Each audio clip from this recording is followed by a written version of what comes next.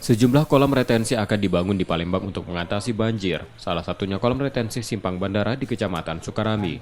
Kolam retensi menempati lahan seluas 4 hektar.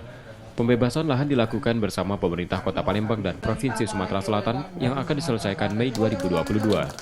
Pembangunan kolam resapan dilakukan di Dijen Sumber Daya Air Kementerian PUPR dengan pendanaan pemerintah pusat.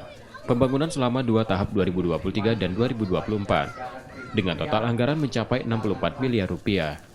Tender pembangunan kolam direncanakan pada November 2022, dilanjutkan konstruksi tahap pertama di Januari 2023. Kolam resapan ini diharapkan selesai dan beroperasi akhir 2024. Saya meninjau di titik yang di mana pemerintah provinsi dan pemerintah kota Palembang telah menyelesaikan pembebasan di lahan 4 hektar untuk dapat dibuat kolam retensi baru. Sehingga kalau kolam retensi ini selesai dapat mereduksi atau mengurangi dampak.